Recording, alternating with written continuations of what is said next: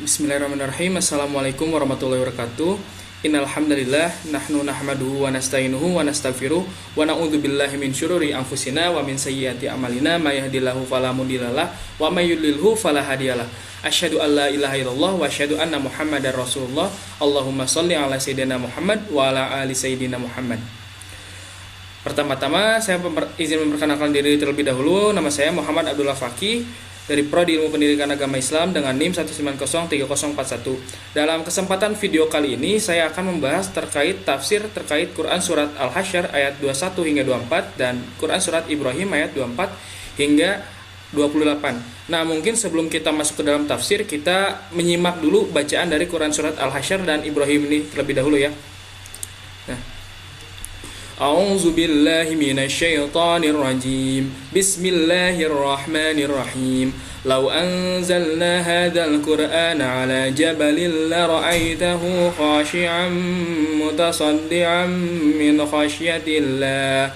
Wa tilkal amsalu nadribuha lin-nasi la'allahum yatafakkarun. Wallahu allazi la ilaha illa huwa alimul ghaibi wasyahadati huwar rahmanur rahim.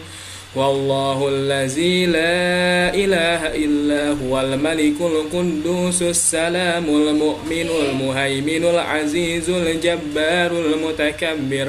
Subhanallahi amma yushrikun. Wallahul khaliqul bari'ul musawwiru lahul asma'ul husna yusabbihu lahu ma fis samawati wal ardi wa huwal azizul hakim. Yang artinya kalau sekiranya kami turunkan Al-Quran ini kepada sebuah gunung, pasti kamu akan melihatnya tunduk terpecah belah disebabkan ketakutannya kepada Allah.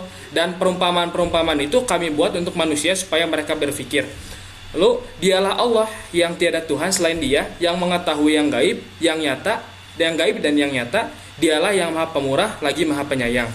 Dialah Allah yang tiada Tuhan selain Dia, yang Maha Raja, yang Maha Suci, yang Maha Sejahtera, yang menganugerahkan keimanan, yang Maha Memelihara, yang Maha Perkasa, yang Maha Kuasa, yang memiliki segala keagungan. Maha Suci Allah dari apa yang mereka persekutukan. Dialah Allah yang menciptakan, yang mengadakan, yang membentuk rupa, yang mempunyai asmaul husna, bertasbih kepadanya apa yang di langit dan di bumi, dan dialah yang Maha Perkasa lagi Maha Bijaksana. Nah, di sini terdapat beberapa pendapat dari para mufasir ya. Yang pertama yang akan kita bahas dari tafsir Ibnu Katsir. Nah, dalam firman-Nya ini Allah mengagungkan perkara Al-Qur'an dan menjelaskan kedudukannya yang tinggi gitu. Karena itulah seyogyanya seluruh hati manusia tunduk kepadanya dan tidak terpecah belah mendengarnya. Karena di dalamnya terdapat janji yang benar dan ancaman yang keras. Yakni jika gunung yang perkasa dan keras, seandainya ia memahami makna Al-Quran ini lalu merenungkannya, niscaya ia itu akan tunduk terpecah belah karena rasa takut kepada Allah gitu kan. Lalu apakah patut gitu ya bagi kalian gitu, bagi manusia gitu ya, wahai sekalian umat manusia, bila hati kalian tidak bersikap lunak gitu, tunduk dan patuh karena rasa takut kepada Allah gitu ya. Padahal kalian itu ya, kita gitu ya, manusia diberi akal gitu ya, diberi akal untuk bisa memahami perintah Allah gitu dan merenungkan kitabnya gitu ya. Jadi di sini tuh Allah Ta'ala memberitahukan bahwa tidak ada ilah gitu ya yang berhak disembah gitu ya selain Dia gitu. Karena itu tidak ada Rob melainkan Dia semata, dan tidak ada sembahan bagi alam semesta kecuali Dia. Segala sembahan selain Dia adalah batil gitu ya. Dan bahwasanya Dia Maha mengetahui segala yang gaib dan yang tampak. Artinya Dia mengetahui seluruh ciptaan ini, baik yang tampak oleh pandangan kita maupun yang tidak tampak. Tidak ada satupun gitu ya yang bisa bersembunyi darinya, baik di muka bumi ini maupun di langit gitu ya, kecil maupun besar gitu ya. Bahkan semut kecil gitu ya, yang berada di kegelapan sekalipun tidak bisa bersembunyi dari kuasa Allah Subhanahu wa taala. Lalu Imam Ahmad juga meriwayatkan dari Muqil bin Yasar, Nabi SAW bersabda, barang siapa ketika bangun pagi mengucapkan 3 kali, aku berlindung kepada Allah yang Maha mendengar lagi Maha mengetahui dari syaitan yang terkutuk, lalu membaca 3 ayat dari akhir surah Al-Hasyr, maka Allah menugaskan kepadanya 70.000 malaikat untuk mendoakannya hingga sore hari, dan jika ia meninggal pada hari itu, maka ia wafat sebagai syahid. Dan barang siapa mengucapkannya pada sore hari, maka ia juga mendapatkan kedudukan yang sama. Nah, itu sekilas dari tafsir Ibnu Katsir ya. Untuk selanjutnya kita masuk ke tafsir dari Quraisy Shihab ya. Nah, Quraisy Shihab menjelaskan juga tentang tafsir ini. Jika kami menurunkan Al-Quran ini kepada gunung yang kokoh, niscaya kamu akan melihat gunung itu tunduk terpecah belah karena takut kepada Allah gitu ya. Permisalan-permisalan itu kami paparkan kepada manusia agar mereka mau memikirkan akibat hal ihwal urusan mereka. Dia adalah Allah, tidak ada sembahan yang sebenarnya kecuali Dia semata. Dia Maha mengetahui segala yang tampak dan yang tak tampak, serta Maha Pengasih pula Maha Penyayang. Dia adalah Allah yang tiada Tuhan kecuali Dia, pemilik segala sesuatu yang sebenarnya. Dia Maha Suci dari segala kekurangan dan terbebaskan dari segala sesuatu yang tidak pantas, selamat dari segala kekurangan, yang menguatkan utusan-utusannya dengan suatu mukjizat, yang mengawasi segala sesuatu, Maha Perkasa hingga tidak ada yang mampu mengalahkannya, yang Maha Agung dalam kekuatan dan kekuasaannya, yang Maha Agung dan terhindar dari segala sesuatu yang tidak pantas bagi keindahan dan keperkasaannya. Allah Maha Suci dan Maha Tinggi dari segala sesuatu yang mereka sekutukan. Dialah Allah yang menciptakan segala sesuatu tanpa contoh sebelumnya gitu, yang mewujudkannya dalam keadaan terbebas dari ketidakberaturan gitu ya, ketidakberaturan, dan memberinya bentuk sesuai dengan kehendaknya. Dia yang memiliki al-asma al-husna, nama-nama terbaik. Dia tersucikan dari segala sesuatu yang tidak pantas oleh segala sesuatu yang ada di langit dan di bumi. Maha perkasa yang tidak dapat dikalahkan oleh apapun, dan maha bijaksana dalam mengatur dan membuat isyarat. Selanjutnya ada dari tafsir Jalalain ya. Kalau sekiranya kami menurunkan Al-Quran ini kepada sebuah gunung, lalu dijadikannya pada gunung tersebut akal sebagai manusia, mutasaddian la ra'aitahu khasyian mutasaddian la ra'aitahu gitu ya, pasti kamu akan melihatnya tunduk terpecah belah gitu ya, terbelah-belah. Min khasyatillah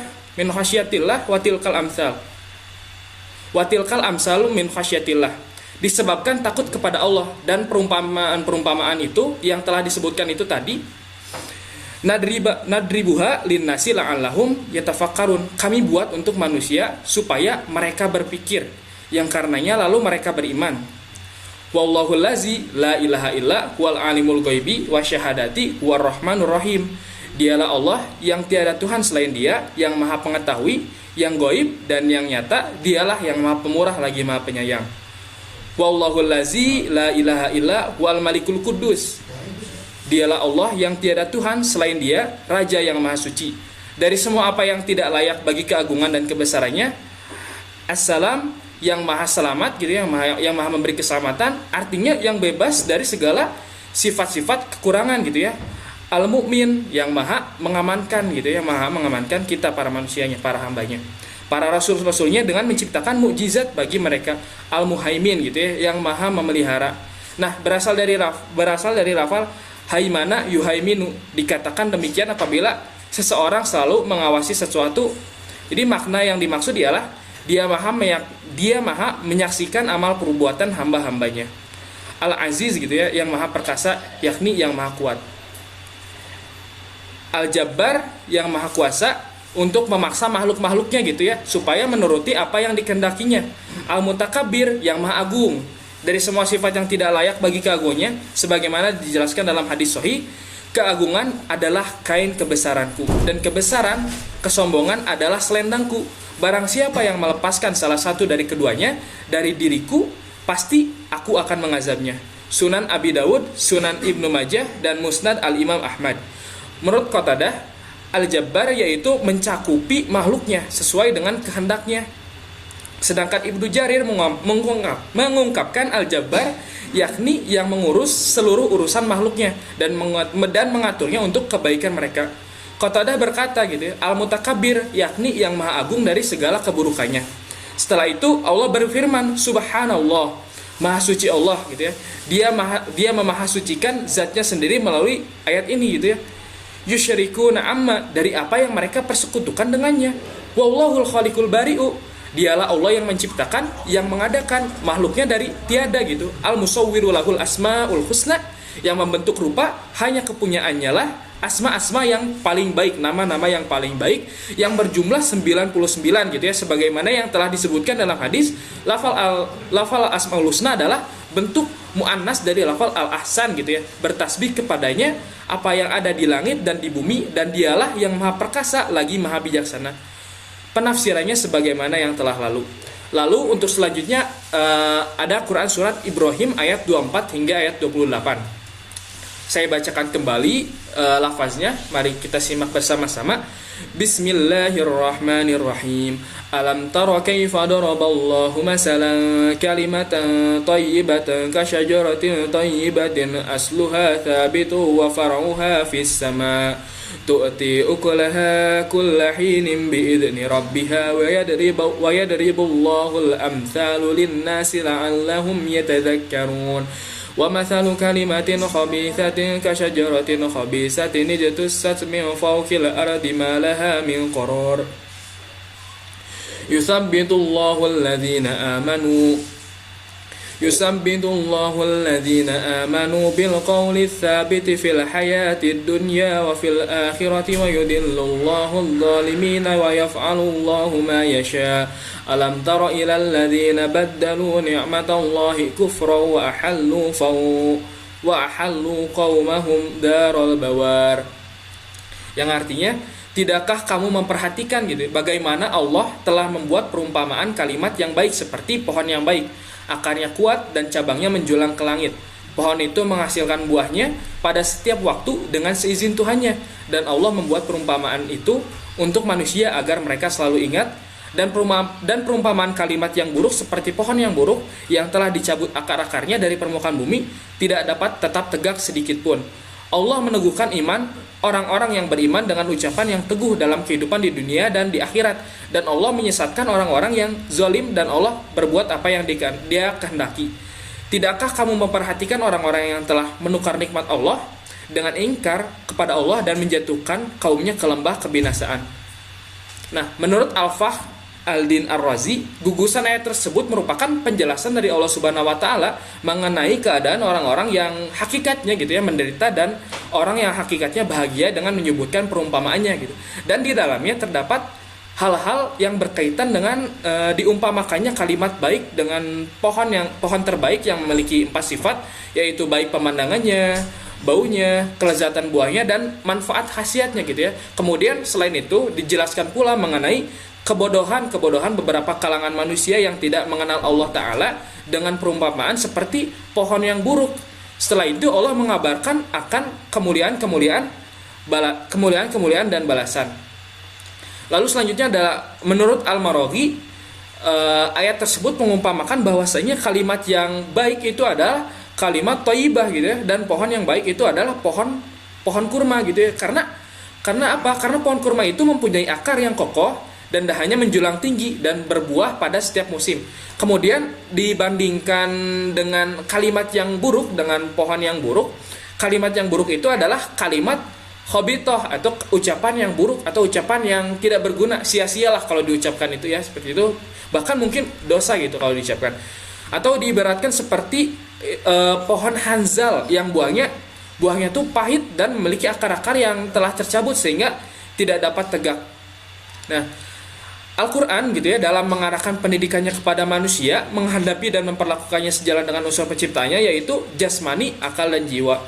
Allah akan meneguhkan orang-orang yang beriman pada masa hidupnya dengan kalimat yang baik, yang sifat-sifat yang menakjubkan yang telah disajikan. Apabila ada orang yang hendak menguji dan mencoba menggoyahkan agama mereka, seperti terjadi pada Bilal dan para sahabat Rasulullah SAW yang lain, dia juga akan meneguhkan iman mereka sesudah mati, yaitu di mana? Di dalam kubur yang merupakan tempat persinggahan pertama di akhirat. Kemudian dalam peristiwa-peristiwa kiamat gitu ya, sehingga mereka tidak akan gagap atau terbata-bata ya ketika ditanya tentang keyakinan mereka gitu. Bahkan mereka itu tidak akan takut kepada berbagai kedahsyatan gitu ya, berbagai kedahsyatan pada saat itu gitu ya. Kemudian yang dimaksud dengan orang-orang zalim di dalam ayat ini adalah orang-orang kafir, karena mereka telah menganiaya diri sendiri dengan mengubah fitrah Allah Subhanahu wa taala, yang berdasarkan fitrah itulah Allah Subhanahu wa taala menciptakan manusia, dan karena mereka tidak mengikuti perkataan yang tepat dari Allah Subhanahu wa taala. Nah, ayat selanjutnya yaitu Quran Surat Ibrahim ayat 28. Nah, Imam Bukhari mengatakan bahwa ayat tersebut artinya adalah, tidakkah kamu tahu bagaimana orang-orang yang kafir adalah kaum yang hancur binasa gitu ya. Diriwayatkan dari Ali bin Abdillah bahwasanya beliau mendengar Ibnu Abbas tentang firman tersebut dan kemudian berkata bahwa mereka adalah kaum kafir Mekah gitu ya. Berbeda dari yang lain, Al-Aufi berpendapat bahwa yang dimaksud di sini adalah Jabalah Ibnul Aiham dan orang-orang Arab yang mengikutinya, yang kemudian bergabung dengan orang-orang Romawi. Namun di sini pendapat yang paling masyhur adalah pendapat yang pertama, yakni maknanya umum yang mencakup semua orang kafir, sebab Allah mengutus Nabi Muhammad SAW sebagai rahmat bagi seluruh alam dan sebagai nikmat bagi manusia. Barang siapa yang menerima dan mensyukurinya, dia pasti akan masuk surga, dan sebaliknya barang siapa yang mengingkarinya pasti masuk neraka. Nah, terdapat beberapa pendapat gitu ya pada pendapat mufasir terkait ayat ini. Salah satunya itu terdapat dalam Zubdatut Tafsir min Fathul Qadir. Dalam penafsiran tersebut dikatakan bahwa ayat ini merupakan bentuk keheranan kepada perbuatan orang-orang kafir yang melakukan keingkaran terhadap nikmat yang telah Allah berikan. Keingkaran tersebut yakni dengan mendustakan Nabi Muhammad yang diutus oleh Allah Subhanahu wa taala dari kaum mereka.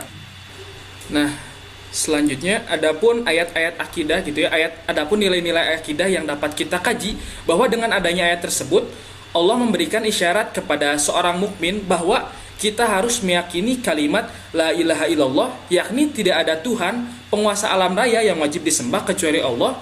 Kalimat tauhid ini pun untuk mencegah seorang mukmin melakukan kemungkaran dan melakukan kebajikan. Lalu untuk ayat selanjutnya yang dapat kita kaji bahwa setiap mukmin bisa melaksanakan amalan soleh atau beribadah kepada Allah seperti halnya pohon memberikan buah pada setiap musim gitu ya. Artinya buah yang tumbuh dari pohon ada atas izin Allah gitu ya. Buah itu adalah kita didapat dari iman, amal soleh, dan hidayah. Kebahagiaannya datang dari Allah. Kita masih harus selalu ingat dan dapatkan buahnya. Sembahlah Dia dan kuatkan iman kita padanya. Lalu untuk nilai akidah dari ayat 26-nya adalah kita sebagai seorang mukmin harus menghindari kalimat buruk, yaitu kalimat yang buruk tersebut adalah kalimat yang menyekutukan Allah dengan yang lainnya gitu ya. Allah Subhanahu wa taala mengumpamakan seperti pohon yang buruk gitu ya. Pohon yang buruk tentu banyak orang yang ingin menyingkirkannya ya, karena bisa berbahaya bagi mereka gitu. Maksudnya adalah bahwa jika manusia hidup tanpa didasari keimanan sebagai aspek dari penyubur dan pengokohan pohon yang tadi gitu ya, maka kehidupannya akan kacau gitu ya. Dia tidak akan berbuah sebagaimana layaknya pohon yang baik.